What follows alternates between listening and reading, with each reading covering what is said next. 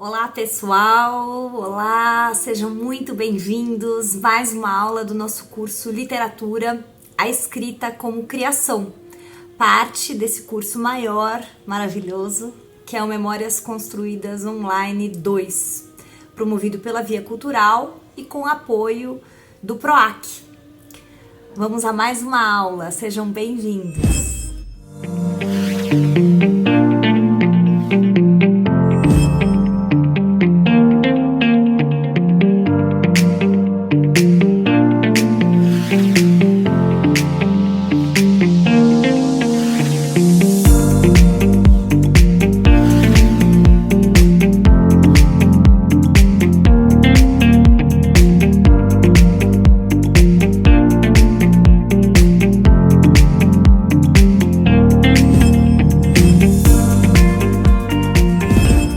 Da semana passada eu passei uma proposta de escrita para vocês e aí não sei se vocês conseguiram fazer. Queria realmente que vocês mandassem, gente, os comentários, participem lá no Google Classroom. É muito importante saber como foi essa experiência de escrita e como ela vem sendo, né? Que eu espero que vocês continuem aí praticando. O importante é, como eu venho falando desde o início, a gente ir constantemente mexendo nesse nosso manancial interno e treinando a nossa escrita. É prática, tudo é uma questão mesmo de prática. Bom, na aula então da semana passada, a gente falou a partir da crônica ainda, né, do Tiago Germano, a proposta, que era o medo do Papa, né? Então a proposta de escrita era uma proposta da gente remontar aos nossos medos infantis, voltar a eles e aí fazer textos, deixar espaços para isso surgir, né? E fazer textos com eles. E eu tinha comentado que de um poema do meu livro mais recente agora, chamado Leite de Mulher, cujo lançamento online, aliás, vai ser agora esta quarta, dia 4 de maio, a partir das 8 horas, no YouTube e no Facebook, da editora Patois, que é a editora que lançou. Então quem quiser acompanhar, fazendo uma rápida divulgação aqui, né?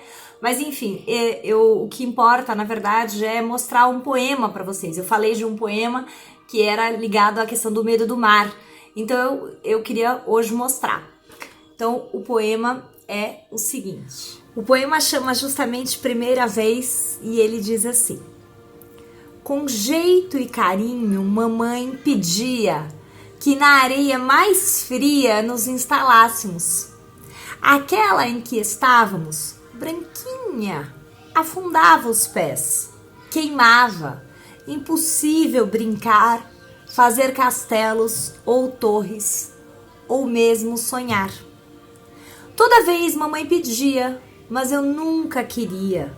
O mar, esse só de longe. Meu pai irritava-se. Tanto sacrifício e ela só uma criança. Que a mãe resolvesse, ou o jeito seria o seu. Se não ia por bem, por mal iria, foi a vez de mamãe dizer. Os braços me lançando na água, os pés da família não iriam mais pelar. O raso era bem rasinho, onde as ondas só vêm lamber. Mas era o mar por inteiro.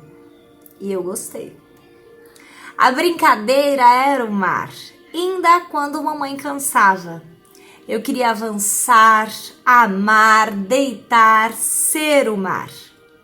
O peixe de pano seguia comigo, para a cama e todo lugar. Mas não precisava mais dele. Enfim, seria eu o peixe, uma marina navegadora. Eu não podia saber, não podia. Aquele dia foi o meu aquecimento. Então, gente, neste poema, o que importa aqui é contar um pouquinho para vocês o processo de escrita, como ele surgiu. Eu fiz muitos exercícios, muitas práticas de escrita relacionadas a esse medo do mar, infantil, e a essa experiência em que os meus pais não aguentavam mais porque eu pedia que a gente, ficasse sentado na areia bem longe, aquela areia bem quente, sabe? Porque eu tinha pavor do mar, então eu queria ficar o mais longe possível. E aí eles não aguentavam mais, porque não tem como ficar naquela areia super quente, né? Então, um dia minha mãe falou, não, chega dessa história, você não quer ir, então eu vou te colocar. E ela me pegou, e na minha lembrança era uma coisa assim, ela tipo quase que me arremessando. Não foi nada disso, e nem era me arremessando lá, né? Era no rasinho. Mas pra mim aquilo foi assim... E aí foi mais chocante porque eu gostei.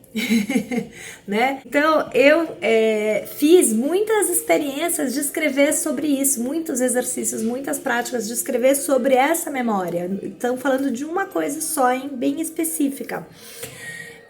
E aí dessas várias experiências, dessas várias coisas que foram surgindo, acabou que eu fui selecionando algumas, outras deixando. E um dia surgiu este poema. Ele não surgiu dessa maneira, mas vários versos já estavam assim nos exercícios que eu vinha fazendo. E depois o que eu fui fazendo? Eu fui limando, no sentido assim, de tirando tudo aquilo que eu sentia que sobrava. Ou seja, que não dizia respeito àquela, não exatamente só aquela experiência, mas ao texto, como ele precisava ficar. Então, nesse sentido, aí eu fui trabalhando, né? Mas eu procuro também não fazer grandes substituições, manter o mais próximo daquele momento da prática, em que eu consegui de alguma maneira canalizar aquela experiência. Então, é um pouco por aí o processo, né? E então eu queria agora muito saber de vocês quais os medos que vocês trouxeram aí à mente de vocês, né? O que apareceu nesses exercícios e como tem sido. Além disso, motivada pela questão do mar, eu venho trazer aqui uma crônica da Clarice Lispector, uma escritora que vocês certamente já leram coisas, né, na escola e ao longo da trajetória aí de vocês, uma crônica muito linda que se chama Banhos de Mar.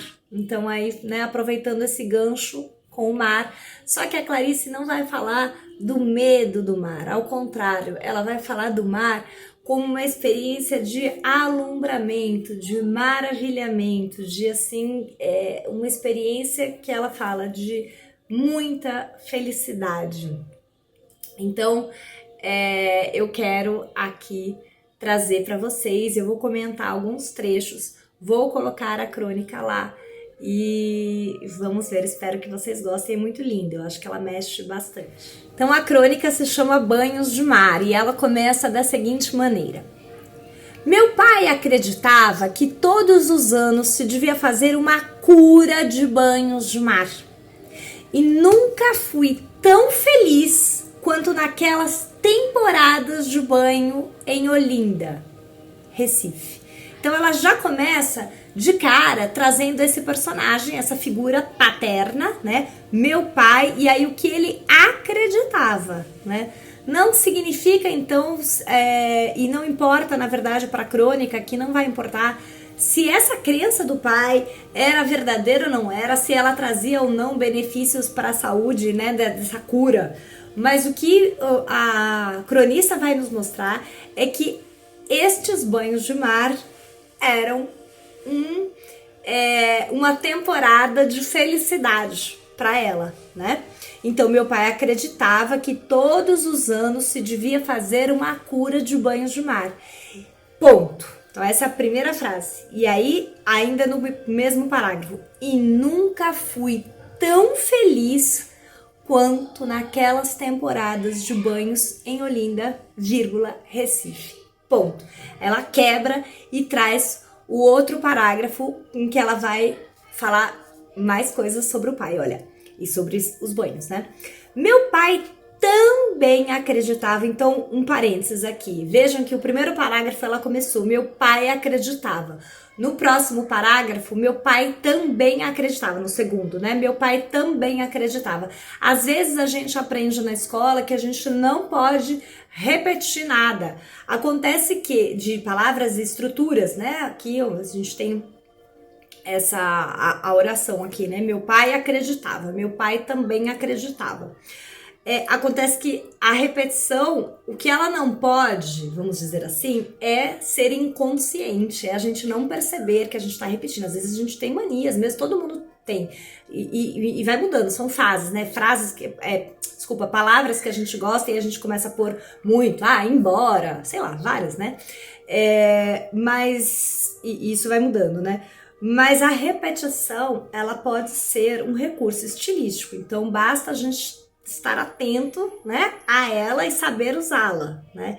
Então, quando a gente tem consciência, a gente pode usá-la como um recurso. Então, aqui, nitidamente, a Clarice colocou, né? Porque o primeiro parágrafo, meu pai acreditava. O segundo parágrafo, meu pai também acreditava. E vamos ver o que ela diz.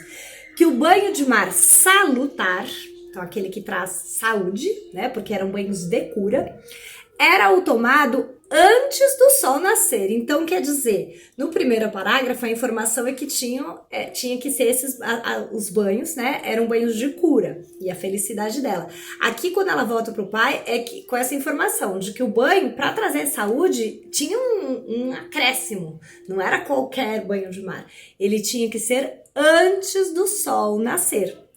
Aí ela, de novo, ela mantém a mesma estrutura. Então, no primeiro parágrafo, ela fala da crença do pai e aí ela fala do estado dela de felicidade. Segundo parágrafo, meu pai também acreditava e traz essa informação de que o banho tinha que ser antes do sol nascer. E aí, de novo, depois do ponto, ela traz uma informação sobre ela, sobre o estado interno dela.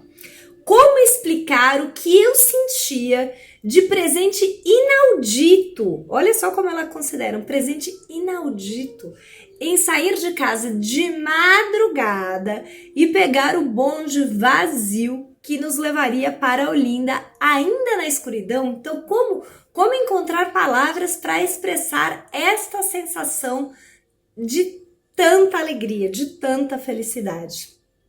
E aí, no parágrafo seguinte, terceiro, ela vai falar sobre a véspera, como era essa experiência antes de chegar. De noite eu ia dormir, mas o coração se mantinha acordado, em expectativa. E de puro alvoroço, eu acordava às 4h pouco da madrugada e despertava o resto da família. Então era ela, menina, que acordava primeiro e ia chamar todo mundo. Vestimos depressa e saímos em jejum. Aí ela traz essa informação, esse acréscimo. Então precisava para o pai, para a crença do pai, precisava ter a temporada de banhos, que eram de cura. Para curar, esses banhos tinham que ser antes do sol nascer. Detalhe, agora ela fala, porque meu pai acreditava que assim devia ser, em jejum. Então tem mais essa informação. Depois, no quarto parágrafo, ela diz como que era o momento, então, em que eles saíam de casa. Vamos ver como ela fala, olha. Saíamos para uma rua toda escura. Vejam como ela já nos transporta, né, para aquela experiência vivida de menina. Então, a rua toda escura, recebendo a brisa da pré-madrugada. Parece que a gente tá lá abrindo a porta e começando a sentir, né? Ponto. Aí ela traz uma frase curta. E esperávamos o bonde. Ponto. Até que lá de longe ouvíamos o seu barulho se aproximando. Então vejam, ela fez a gente acordar junto com ela, menina, sair pela porta, sentir a brisa do que ela chama de pré-madrugada, né? Aí, esperando o bonde. Até que lá de longe ouvimos o seu barulho. Pronto, a gente já tá ouvindo junto com ela. E a gente já começa até a imaginar ele vindo, né? Ouvimos o seu barulho se aproximando. Ponto. Aí ela fala como ela se colocava já dentro do bonde. Eu me sentava bem na ponta do banco. 2 pontos. E minha felicidade começava. Já estava feliz porque a gente estava vendo, só que antes era a empolgação, né? A expectativa. A hora que ela senta no banco do bonde, pronto. Aí começou a experiência da felicidade, né? Que ela fala. Atravessar a cidade escura me dava algo que jamais tive de novo. No bonde mesmo, o tempo começava a clarear e uma luz trêmula de sol escondido, olha isso, uma luz trêmula de sol escondido. Lembram daquela aula que eu falei dos detalhes? Para quem não viu, pode rever. Tem que procurar aí, que agora já não lembro mais o número, mas não faz muito tempo que eu falei dos detalhes, né? Da gente exercitar, escrever sobre as coisas, sobre os lugares, inclusive, trazendo esses detalhes que passam a sensação de que a gente tá lá. Vejam como ela vai fazendo isso, né? Olha, uma luz trêmula de sol escondido nos banhava e banhava o mundo. E aí ela já faz essa ligação daquela experiência que era vivida por ela e pela família, né? Pela família dela, já pronto, o sol estava banhando o mundo, né? Outro parágrafo, né? Que é o quarto. Eu olhava tudo, as poucas pessoas na rua, a passagem pelo campo com os bichos de pé. Agora aqui vem uma parte ótima. Olha um porco de verdade! Gritei uma vez. Como ela marca isso pra gente? Ela põe entre aspas e põe a exclamação, porque gritei, né? Então, olha um porco de verdade! Gritei uma vez. E a frase de deslumbramento ficou sendo uma das brincadeiras de minha família, que de vez em quando me dizia rindo: olha um porco de verdade! Quer dizer, ficou uma experiência de tirar sarro, né? Entre os membros da família dela, menina que tinha ficado maravilhada quando viu um porco ao vivo pela primeira vez, né? Passávamos, aí ponto, e ela quebra o parágrafo. Aí ela faz um parágrafo de uma frase só, que é um parágrafo que a gente também, em geral, aprende que não se deve fazer. Parágrafos com uma só frase. Mas, como a gente vai vendo, é possível fazer, desde que a gente saiba o que a gente quer. E a Clarice certamente sabia. Como que ela fez? Passávamos por cavalos belos que esperavam de pé pelo amanhecer. Então, ela acabou de falar, né? Eles estão chegando, desceram do bonde, estão recebendo o sol, né? Que está banhando a família e o mundo, então faz essa interligação com o mundo. Aí os bichos passam vendo bichos de pé, passam, né, pelo mato, o porco de verdade, e aí ela põe os cavalos esperando de pé pelo amanhecer. Essa é uma forma super poética de dizer, porque o cavalo espera pelo amanhecer. Não sei se ele espera, né? Ou se ele espera, ele nem sabe que espera, né? Se ele tá só ali, enfim, a gente não tem como. Mas na visão dela, cronista, que nos leva também, se mistura com a visão da menina, vivendo aquela experiência, aqueles cavalos também estariam esperando o amanhecer. De pé, cavalo não deita, né? E ela põe essa frase, e são cavalos belos. Essa ela põe como um parágrafo só. E aí ela quebra, porque no próximo parágrafo ela já vai falar o quê? Eu não sei da infância alheia.